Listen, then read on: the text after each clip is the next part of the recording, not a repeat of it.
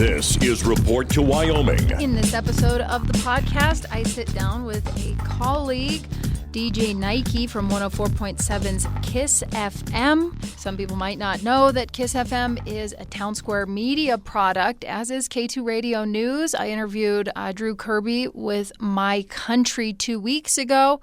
Both these guys work down the hall from me, so I really hope you enjoy. This was a fun conversation. Where does your story begin? Where were you born? I was actually born right here in Casper, 1976, right here at the hospital. Oh, and how long did you live in Casper? I lived here till I was about 5 years old. And the reason I left was because my mother got sick, and the hospital at that point in time wasn't as up to date as it was now. My mom contracted breast cancer, and the hospitals in Missouri where she was from were a little bit further along in the Kansas City area, so we moved. But when I left, the mall was brand new. The East Ridge Mall was brand new, so I was here when it was built. The Ford Wyoming Center, that was the, what was it called before that? The Casper Event Center, yeah. It was brand new as well. So when I left, Casper was just starting to really grow. Okay, and then we've talked multiple times before. Our listeners will find out. Did Dad stay behind? Yes. How did that work? Okay. Yeah, my dad stayed here. Him and my mother had already broken up at that point in time. They still got along, but my dad had remarried. Gotcha. So. And the reason I brought that up is because you still came back and visited. Yes, I came back every year, sometimes for whole summers. I definitely came back for Christmas and different events. So even though I wasn't living here, I was in Casper probably every year that I was gone. And now I hear the kids complain about, there's nothing to do, blah, blah, blah. What did you guys do? So this would have been, 80s. Right. Well, you got to think there was a little bit more to do. As far as for one, we had the arcade inside the mall, and there were still movies. But I think it was safer for one. So my cousins, brothers, and I, we used to ride bikes probably from one end of town into the other, during the summer, and didn't have to worry. There was no cell phone, so it wasn't like we were calling to check in. But I do think there has always been a need for more things for the youth to do. But I do think it was better, in the 80s. Plus, it was the 80s. Exactly. Which I wasn't around for. I was born in 93. Young buck. Yeah. I get nostalgic for a time that I was never a part of. I feel that way about the 70s, too. I'm like, that would have been cool. And you know what? I barely remember the 70s, but there's so much good memories I have. I was in Casper the very first time MTV aired in the States. Oh. So I remember coming home from kindergarten and went to my aunt's house because she used to babysit me until my mom got off of work. And I was flipping through, we used to have these remote controls that were attached to a cable that went the whole distance of your house, but it was the size of a computer keyboard. You flip the buttons to change channels. I was looking for cartoons and flipped the button and was like, there's people singing. And it was amazing to me. And then a radio DJ was born. Yeah. Radio, what would we call your title? You're a radio host? Air talent. But then also textual. DJ. Yes. I'm one of the rare phenomenons in the radio world. Back in the day, the whole term for being on air was disc jockey because they were actually using records, and that is not a thing. There's a lot of DJs even in town here right now that are around your age range that didn't even know that DJ stood for disc jockey. And I did not know that. Yeah, and oh my gosh! But I was kind of cracking on them, but they wouldn't know because it's always been digital for them, so they weren't around for the record age. They weren't around even for the CD age. So, what would they know about a disc when they've never had to use one? So it's kind of funny how things change even in a small amount of time. That's crazy to think about. I just had a flashback to the film American Graffiti when he's I think this is the 50s, 60s. Right. And this guy, he's called the Wolfman or something, has such a strong presence in the teenagers' lives, which I want to get back to later. But first, let's talk about how Small Town Boy goes to, did you go to Flint, Michigan directly? Well, I went to Missouri. Okay, lived in sorry, Kansas City that. for a while. Then we moved to where my mother lives, which is called Sedalia. It's where the state fair is. It's the dead center of the state, and it's about a third the size of Casper. So I went from a town the size of Casper. I went to Kansas City, but we only lived there for a while. And then we moved to a place that was puny, 20,000 people. So I lived there until 8th grade, and that's when my mother remarried and we moved to Flint. And by that time, she was doing a lot better with her health and everything. And let me tell you what, that was a culture shock because I had been in places where I was used to being either the only black kid in school or one of like maybe 5 at maximum, to it being the other way around, predominantly black school with 4 or 5 white kids. And it was a total, shock. We can edit this part out, but can I just say that you went to school with Eminem? Yes. No, actually, I did. I went to high school with Marshall Mathers. Matter of fact, the underground hip hop thing, like if you've ever seen 8 Mile, I used to do those battles. I never battled him directly because he was about a year and a half older than me. So he was like 2 grades ahead, but I knew him and he knew who I was. And then after I got out of the military and went back to Flint, I started doing shows opening up for him. So he actually remembered who I was, which was a shocker. So it was actually nice. Even when I first moved back to Casper, he sent for me to go back to Flint to do a show. So that was pretty awesome. Oh, that is so cool. He still remains relevant. It's crazy. Yeah, and I love that too. I'm so glad you brought that up because there's a thing. Of course, I love hip hop, but there's like ageism in hip hop, and I don't see it in any other genre of music. Like if you look at country music artists, rock artists, even pop artists, they're treated like gods, even into their 80s and to death. And it's not like Willie that. Nelson. Yeah, it's Ozzy Osbourne. There's just so many of them. And they don't do that with hip hop. You reach like 40, 50, and they start calling them old and stuff like that. But you got to think hip hop as a genre is only 50 years old too. So it's the newest genre. So there's a lot of things that are changing. But the fact that Eminem is in his 50s and had the #1 hip hop album in the planet, in the entire world, I think that was a step in the right direction. So I love that. I wonder how much Flint influenced your music taste and just kind of how you DJ. A lot, actually. First time I really saw, like I'd heard Rapper's Delight. That was the first rap song I heard, which came out in the early 80s. But I didn't hear another one until probably like 85, 86 when Yo MTV Raps aired on MTV because there were no hip hop stations. I was in a small town, so we definitely weren't getting a lot of R&B. So when I moved to Flint, I started getting all of this new stuff all of the time. So it was definitely a major influence. Now, in some parts of Wyoming, like I'm from rural Wyoming, the one radio station that you get really clear in your car when you're driving around, it never plays hip hop. It's right. Only kind of like country music. Sometimes you can get some Christian rock. Have you seen Casper sort of evolve since you've been back? Yes. So it's worth noting I have been back about 22 years. I moved back in 2002, February 2002. And I noticed when I first came back, it was like a time warp. The radio was 6 months behind. Like even a lot of the TV shows were behind. If it wasn't like sports, it was crazy. There were songs that we had been playing, like I'd been DJing, in Flint for almost a year, and it was just now getting here. And there wasn't a lot of hip hop that was being played, even on Kiss, like it is now. So I definitely see a change. Like there was only getting new music like maybe once every 3 months, and now we're getting new music once a week. Normally 3 to 5 songs every Friday. So I have, even in the 13 years I've been here in radio, I've seen the shift, and now. Like you hear a lot of the crossover music, like the artists with the country. So you've got like your Jelly Roll, Post Malone, Morgan Wallen, Kane Brown being played on Kiss. And honestly, I'd say Florida Georgia Line and like even Taylor Swift were like catalysts, for that change. Oh yeah, I was just talking about that with my friends this morning. Beyonce tried to make the shift; it didn't quite work out. It depends on who you ask. I don't. First of all, I don't think it was a shift. It's an experimental album, just like Andre 3000 did with Hey Ya for Outkast.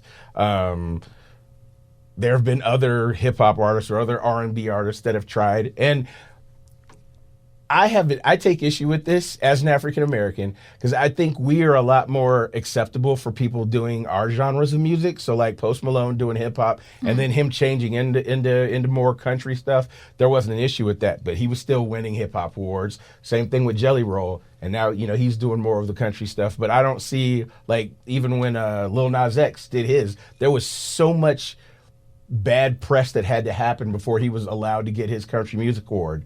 Okay. And I see a lot of that, the same way when R&B artists or hip hop artists, try to transition into doing other genres. So I have a very big issue with that. Matter of fact, I grew up watching the Dukes of Hazzard, and it's got the rebel flag on the General Lee and stuff like that. But Bo Duke, the blonde one, forgot what his real name was, but I remember when she first dropped that album, he said some very racist comments, and it really hurt my soul because I looked up to him, and it was like, if you don't like it, that's fine.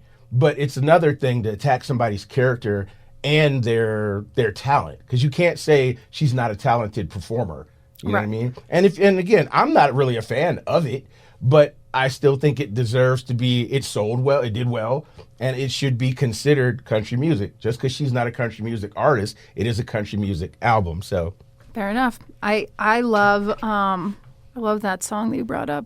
Gonna take my horse to the old town. Lil Nas X, yeah. I loved that. But anyways, okay, shifting gears here. When did you join the Marines right out of high school? Yes. Flint was a great place as far as learning about it, especially for me as an African American. It was nice to see things, the shift, but it was in the 80s, and Flint is still known for being a very dangerous place. So I had gotten involved in street gangs, and it was more because I didn't have any family. It was just my mother and I. And basically, you either picked a gang or you got beat up by all gangs. You know what I mean? So the neighborhood I lived in just so happened to be a blood neighborhood. And although I didn't, sell drugs or do things like that, there were like daily almost, street fights, even on the school grounds. So I wanted to get away from that. I'd already made a decision that I was going to join the military after I saw Top Gun, which is hilarious. But I knew that's what I wanted to do. So I had been in the delayed entry program for like a year and a half. I knew I was going to join, but then I got into a little altercation, which didn't end up going to the law. But I remember my recruiter was like, "We've got to get you out of here soon." So I was supposed to have taken the whole summer off, to be a kid before I joined the Marine Corps. And he was like, "Nah, you graduate tomorrow. You're on the first thing smoking the day after you walk across and get your robe and, stuff like that." So there was really no time to be a kid. As soon as it was 8 hours after I graduated from high school, I was on the first flight to San Diego for United States Marine Corps boot camp. How was that? I tell anybody, it's not easy. But if you're determined, you definitely could do it. Like I had a lot of people, because I was small. I was 120 pounds, 5'6" maybe at the time. And they were like, "Oh, you're not going to make it, or you're going to come back crazy," all kind of, stuff like that. And every time I thought about quitting or I was too tired, I just remembered about all the people that said I couldn't do it. So I used that as my motivation, to get me to the next step. Okay. I'm sure things have changed a little bit. I would imagine it was even harder in the this would have been early 90s. Yeah, Okay. well, midnight. It was 95 when I joined the Marine Corps. I would probably say it was even harder, like before a couple of decades before I went in. Right. If you watch movies like Full Metal Jacket, that is literally exactly what it's like in boot camp. The only difference is they're not allowed to, the drill instructors can't actually punch you. That's what I was going to say. My sister was like, they can't hit you, can they? Because she has 2 weeks left. Right. That's about the only thing they can do, unless you're endangering yourself. So if there's something where you might be putting yourself or the other recruits in danger, then in that case, they can put their hands on you. But trust me, there are millions of other ways for them to punish you. They can't hit you, but they can hurt you. Yeah. Yes. Yeah, the PT and... Oh, yes. Yeah. PT, physical fitness, for those that don't. When you got in trouble, that's what you end up doing. Push-ups until you couldn't feel your arms anymore, and then leg lifts. Then jumping jacks was like you're resting. Then you were right back down to doing push-ups. And you would run through that cycle for however long you were in trouble for. And my sisters this is my second sister going through boot camp, wrote me letters, and they were not in Marine boot camp. And that even sounds bad enough. My youngest sister, they got their beds taken away and they were sleeping in the dirt in Oklahoma. Hopefully they're done. That was her last letter, is somebody rolled their eyes and they were sleeping in the dirt. Yeah, like, they definitely do stuff like that. And the Marine Corps boot camp is longer than any other branch of the military. So if you go to, matter of fact, Marine Corps is the only one. If you decide later on down the line if you want to change and go to a different branch, so if you're in the Marines, you want to go to the Air Force, the Army, or the Navy, you don't have to go through their boot camp. Doesn't matter how long you've been in. If you decide to change to the Marine Corps, there are certain like officers don't have to, but pretty much anyone else, you have to go through our boot camp no matter how long you've been in any other branch. So that should let you know how hard it is. And it's the longest. Yikes. At all this time, though, you still loved music. Were you DJing still? Actually, I didn't start DJing until I got to Okinawa, Japan. I ended up with the nickname Nyke. It was just the nickname. There was 13 of us that left out of the MEP station in Michigan. And, you know, they tell you just to take what you have with you to boot camp because you're not going to see any of that stuff again till you graduate. So I had on a pair of Nike sweats, Nike T-shirt, Nike sweatbands, Nike armbands, Nike shoes, all of that. And it was just a joke that... He's wearing Nike right now. I think it's worth mentioning. Yes, I am. But the guy that they left in charge of us, which is hilarious, he was like 19 when the rest of us were 17 and 18. He called me Nike. The plane ended up showing up like an hour earlier than it was supposed to. They left all of us kids in Lansing Airport for like 4 hours unsupervised. And then the plane showed up and he was like, "Hey, Nike, plane's here," because I had on my headphones. I was listening to music. So it was just a joke that the other 12 guys started calling me Nike. Well, shockingly, we all ended up in the same platoon for boot camp. So that 13 turned into 85. You get to combat training, turns to 300. By the time I got into the fleet, there was a couple thousand people calling me that. And when I got to Japan, they don't say SHs very well. So or at least not how Americans say it. So my first name is Sean. They say Sean. And I was like, ugh, I don't like the way that sounds. And I was like, Jackson, Jackson. I was like, Nike. And they could say Nike. So that was just my nickname. And when I first met the guy that taught me how to DJ, it was an Air Force guy. I was rapping for him, actually. And he was like, "I want to learn how to do what you do." And I was like, "I want to learn how to do what you do." He was like, "Well, if you buy the equipment, I'll teach you how." So I ended up on ship for like a month. And when you're on ship, there's really nothing you can spend money on because you're in the middle of the ocean. So I had like 2 or 3 paychecks saved by the time I got home, went out, bought turntables, and he was like, "Oh, you're serious?" And he taught me. Well, he didn't know what my real name was. When they introduced me to him, it was just Nike. So when I did the first show with him, he put DJ Nike on all the flyers. And I did not know that. I can't believe I never asked that before. So that's how I became DJ Nike. Okay, sweet. And then when you get out of the military, do you immediately start, this is how you're making money, is DJing? No, I was doing it on the side. So even the whole time I was in the military, I was still, you can still have side gigs. So I was in Japan DJing, and they love hip hop out there. When I came back to the States, I was stationed in Washington, D.C. I was doing clubs on base and off base. And then when I got out, I stayed in D.C. for about a year, and then I went back to Flint. And I had a couple of retail jobs, but then every time I moved, I basically had to start over as a DJ. So anytime I've moved to a different city, it's like starting over from scratch. So when I went back from Flint, had to start over from scratch. And I think I was back home 2 years before I realized why I left. Flint was still dangerous. My roommate at the time, who will remain nameless for safety reasons, was selling illegal drugs, and my house got raided. And I wasn't, but just the fact that you're there, they can get you as an accessory. And I was like, you know what? I had a newborn. He was like 4 months old. I was like, I've got to get away from this. So my dad was like, well, why don't you come back to Casper? I was like, to live? Because, I'd been coming back every year, but the thought of living in Casper had never even occurred to me. So I packed up all my stuff, came back here, and started over from scratch again. What year was this? 2002, February 2002. Okay, so about 22 years ago. Mm-hmm. Wow, what'd you think? How was that adjustment? It was strange. Like the first day back, I locked about 4 of my family members out of their cars and or houses. Because you got to think, we have bars on our windows and our doors in Flint for safety reasons. And I was, it was just a force of habit to lock car doors. They're like, you locked me out. Like, I don't even have a house key. Yeah, like it was crazy. My family telling me stuff like that. And then I also remember when I went to the mall just to get one potato too, because I had missed that. And whenever store, yeah. Whenever I was gone, as soon as I came back, I had to get Taco John's because I love potato olays, and I had to get one potato too. So I went to the mall, and I had a random guy out of nowhere, just because I had my hat on backwards and, my hip-hop clothing, was like, "Hey, do you know where I can buy some drugs?" I was like, Oh. And that kind of hurt my feelings. It was like, all right, I realized that's ignorance.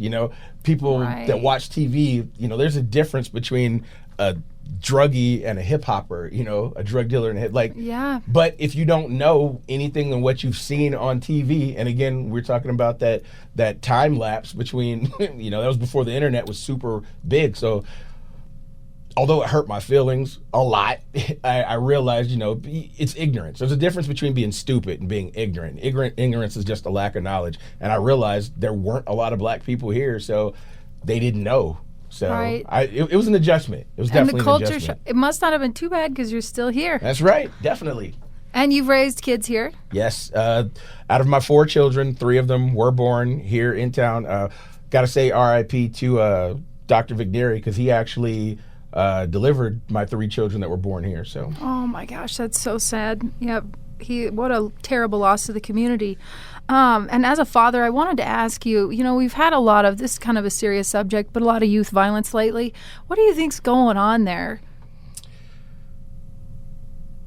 A lot of, it's really hard to make that judgment because there are a lot of different things that it could be. For one, it could be, people, these kids emulating things that they're seeing online.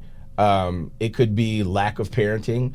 There are just too many factors to put one thing to say it's definitely this, it's definitely that. Because unless you know their family very well, and even then you don't necessarily know, I don't like to judge for something I don't know. I do know, because Casper's so small, of course it's a bigger thing when it happens here, but stuff like that happened every day in Flint, and I will say that's the joy of being here. You at first I used to hear about stuff like that and I was like, so what? Again, this is an everyday occurrence in Flint, Michigan. So it happened here once every 5 years or even 3 times in a year. But Flint was 700,000 people. That's more than the entire population of Wyoming. You're in a town of maybe 60,000 people, and that happens 3 times in a year when it probably hasn't happened 3 times in the last decade. Of course, it's definitely an issue and a problem. So I see why it's more of a thing, but you'd be hard-pressed to find one specific reason for it, in my opinion. Right. This brings up a good point that for our listeners, which if you know Sean or Nyke, one thing about him is he's a glass half full kind of person. I tend to be the opposite. I'm really working on it because it's a better way to live is to be looking at the bright side. Does that come naturally, or is that something like you decided one day that you were going to make a part of your character? I think a lot of that came from my grandmother. When my mother was sick, so in my youth, so probably from like 5 until I was about 8, 9, my grandmother helped raise me, and definitely a Christian home, Seventh-day Adventist household. And just that, the way she was a teacher. It was always, look for the positive, vice the negative.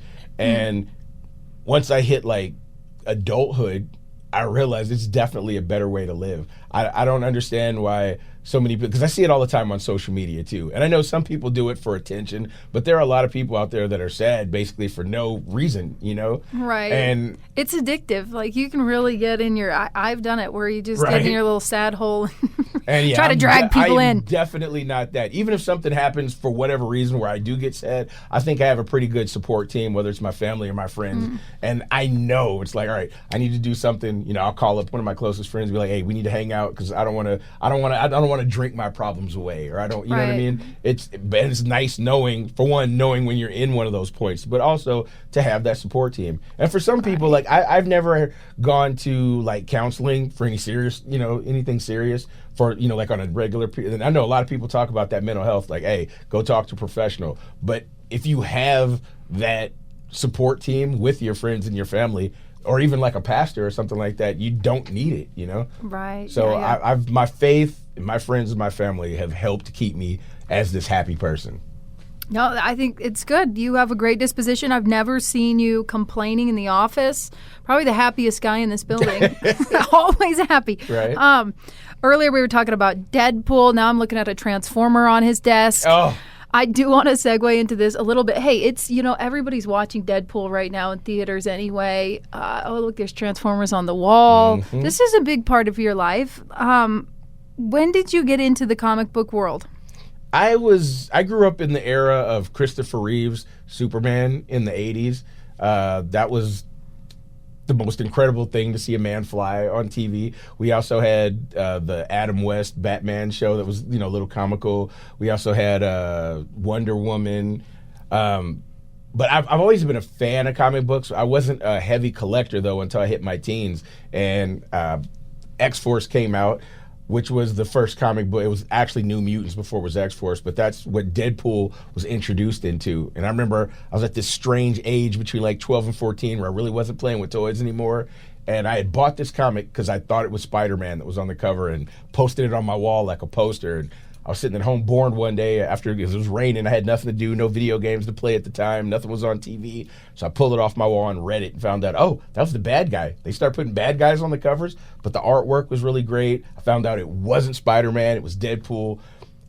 This was like 1992, and he just kept getting more popular and more popular until he went from being a bad guy to an anti-hero, kind of a similar thing that happened with Venom, which Ed Hardy plays. So these characters get so popular that they... the fans want, hey, let's make them a good guy. And that's what happened. So it's great to see this big change with characters like Deadpool, Venom, Wolverine taking over. Like, even the whole MCU. Like, it's great that we have so much nerd culture. It's a multi-billion-dollar industry now. Like, I didn't tell a lot of my friends that I was into a lot of this nerd stuff because it wasn't popular then, especially not around my hip-hop fans.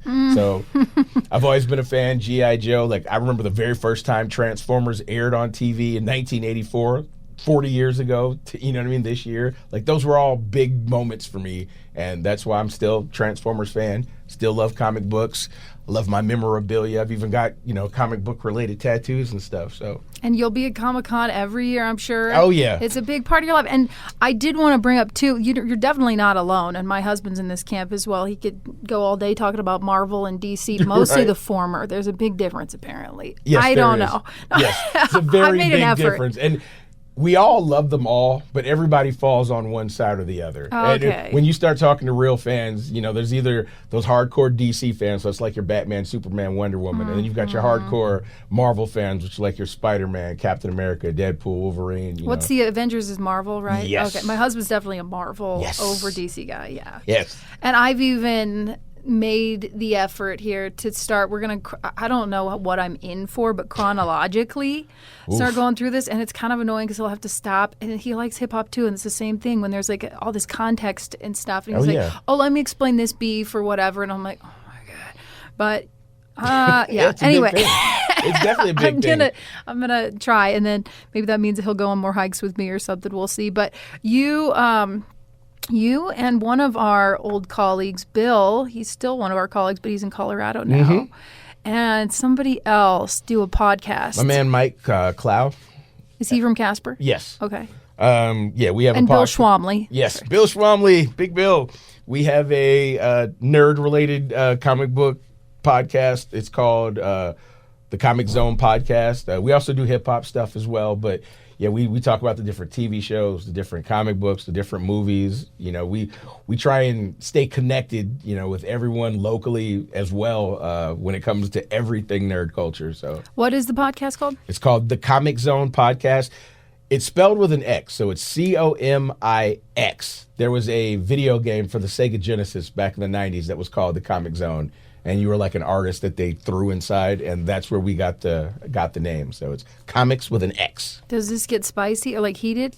Sometimes. Get a little. Oh, yeah, because, it's it's 4 people, because we also have my man Aaron Lohman. He's in on it as well. We get local guests as well. When we go to Comic-Con, we've had, some of the artists, anime people, voice actors, regular actors. So we've had, some pretty big guests on the show.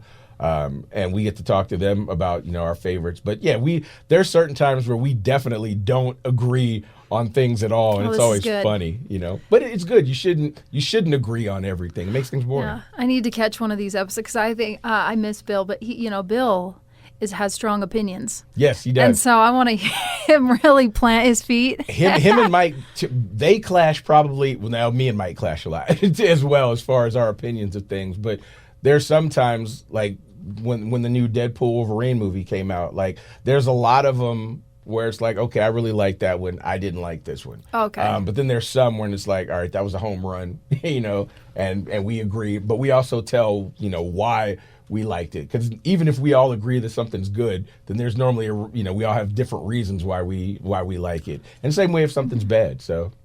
I think a good note to end on is your review of, I'm assuming that you've seen the new Deadpool movie. Oh, of course. Having this job, I have to see everything the first night it's out, because if not, it's impossible to not see spoilers. And that's part of our job is, connecting with social media. And X, formerly known as Twitter, is the worst. Depending on where they are in the world, sometimes those movies come out a couple days early, even hours earlier, depending on what coast. So I have to see, those films the first day they're out, or I will see spoilers. So. And what did you think? Out of 5, how many stars? I'm going to give it 4.5. That's pretty much as close to perfection as you can probably get. The only reason I didn't give it a 5 is because of something I won't say for people that haven't seen it, but there are a couple of Easter eggs, and there's one and only one they left out that I'm a little upset about. And this has been ongoing in all 3 films, but there was so many cameo appearances that just blew my mind. It was did you like Elektra? Yes. She's so cool. That was one. I knew his clone X-23 was going to be in it, like his daughter. Mm-hmm. It was nice to see her grown up, but it was shocking to see. And spoilers if you haven't seen the film, but it's been out over a month now. But Channing Tatum as Gambit, because he's been trying to get a Gambit movie made for like the last decade, kind of like how The Rock was trying to get that Shazam movie, Black Adam film made, and it was just not happening. So to see him actually play it, and the biggest one was seeing Wesley Snipes return as Blade. Oh, that blew my! I was in the theater screaming like a little kid, I was literally screaming. It was hilarious. This has been Report to Wyoming, presented in the public interest by Town Square Media.